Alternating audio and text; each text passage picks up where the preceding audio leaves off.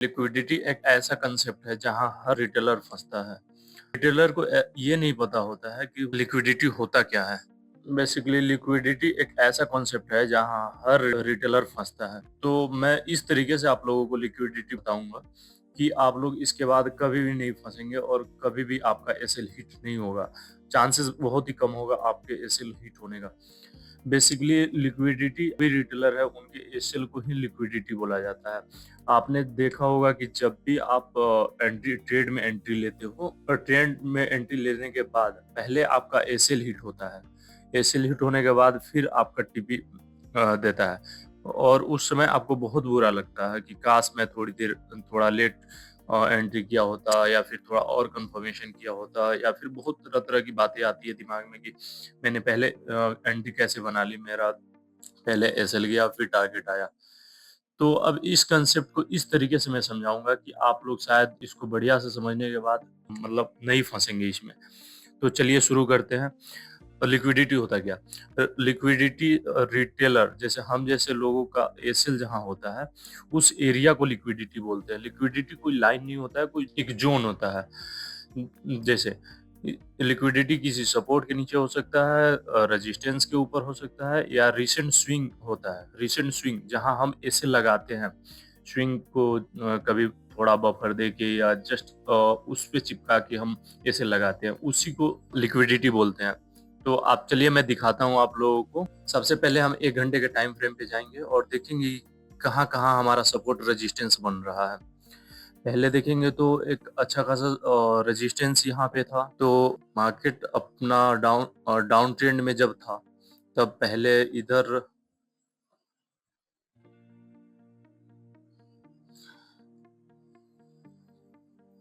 Down trend में आया, यहाँ पे एक रेजिस्टेंस क्रिएट करने के बाद फिर यहाँ पे आया यहाँ पे एक ट्रेंड लाइन आया और ट्रेंड ट्रेंड लाइन ब्रेक होने के बाद से कितना तेज फॉल आया।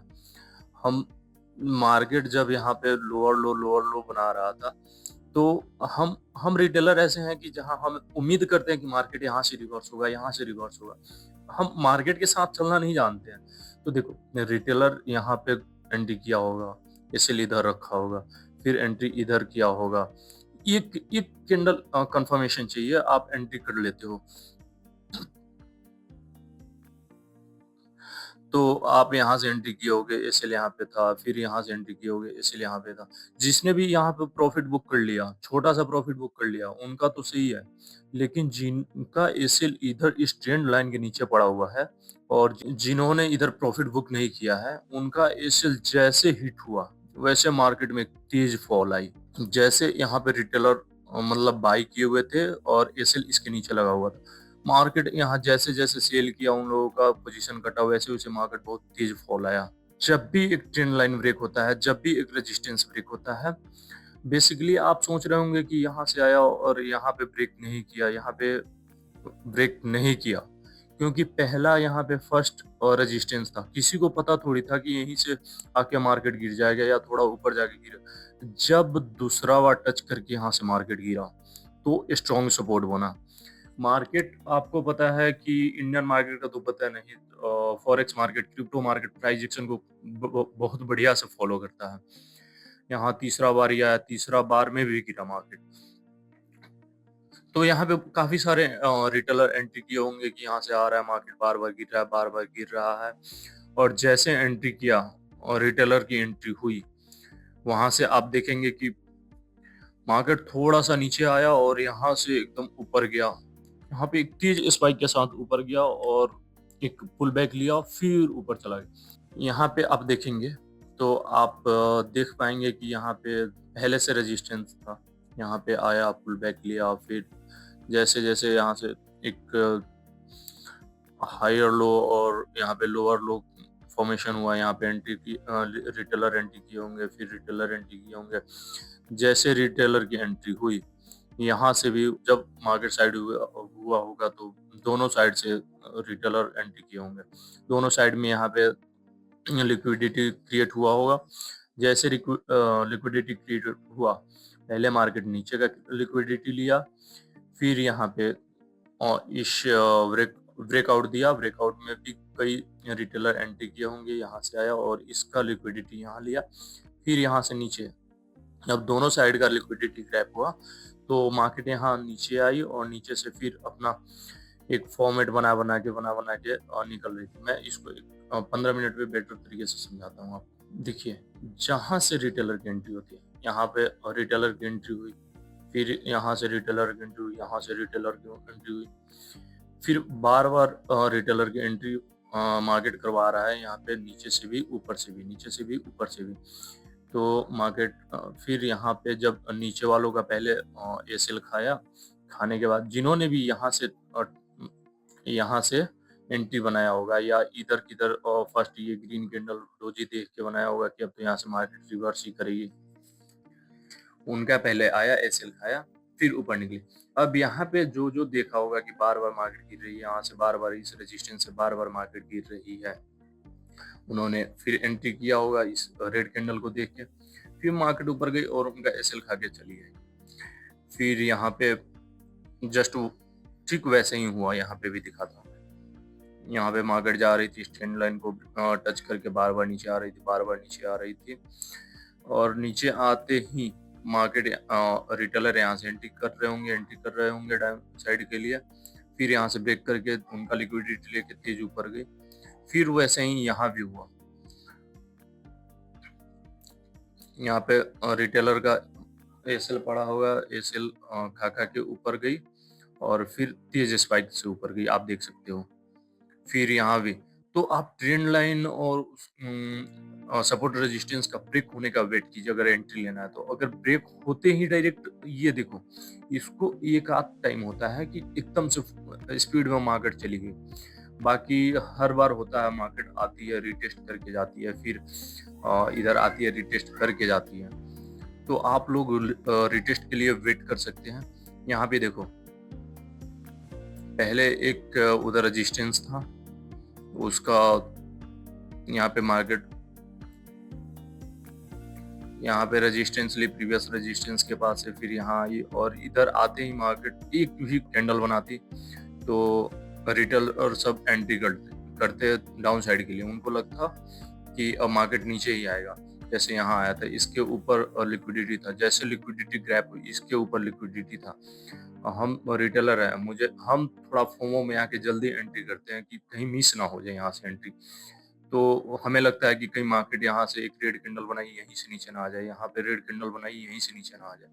अगर हम एंट्री किए होते, हमारा एसएल इस स्विंग के ऊपर होता, इस स्विंग के ऊपर होता, जिसने भी बनाया होगा उसका एसएल खा के एकदम तेज स्पाइक से मार्केट ऊपर गई और ऊपर जाते ही यहाँ पे फिर रिटेस्ट कर रही है। रिटेस्ट करने के बाद अगर इसके ऊपर निकलती है तो फिर मार्केट अच्छा खासा बुलिश हो जाएगी।